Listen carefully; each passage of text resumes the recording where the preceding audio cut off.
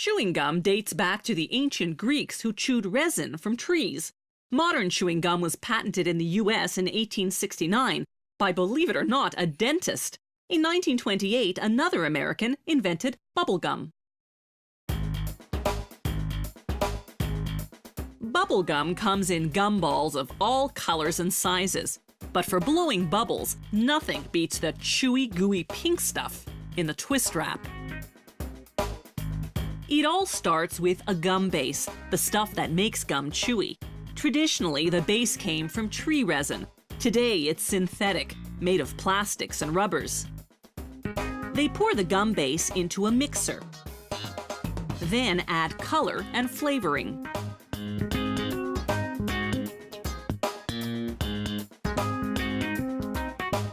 As it begins mixing, they pour in glucose syrup, a sweetener. Because it's liquid, it helps keep the gum base soft.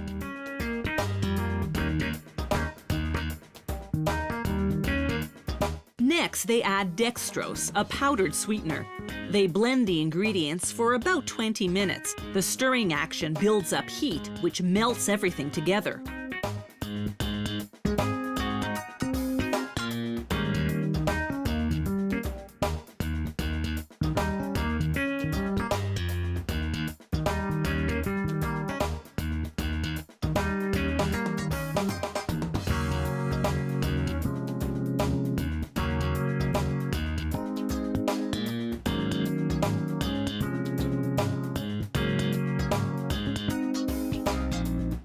The mixture's ready when it reaches the consistency of bread dough.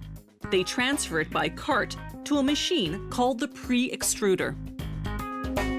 The machine squeezes the mixture through a narrow opening, like squeezing toothpaste from the tube. This transforms the big, bulky wad into thin, manageable strips that can then go through the extruders.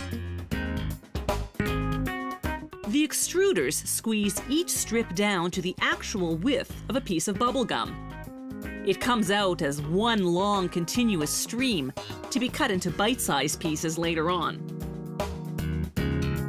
This extrusion process heats up the gum.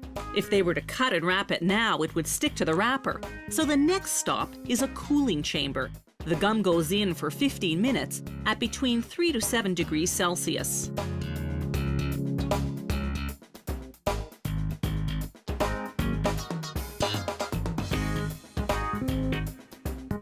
When the bubble gum comes out, it's cooled down enough for what they call the cut and wrap. One machine does both jobs in a fraction of a second. Watch the action in slow motion. As the continuous stream of gum enters on one end, the machine cuts it into bite-sized pieces, pushes each piece into a wax paper wrapper, then twists both ends of the wrapper closed.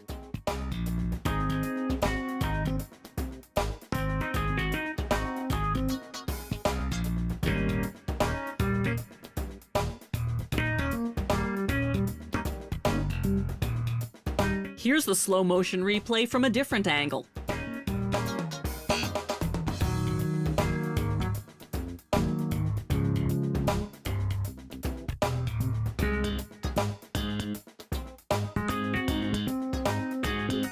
The machine processes 900 pieces of bubble gum per minute.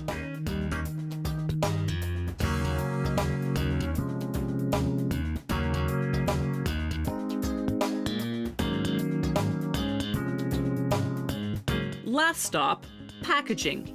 The bubble gum moves on to a scale that automatically weighs out the right amount per tub.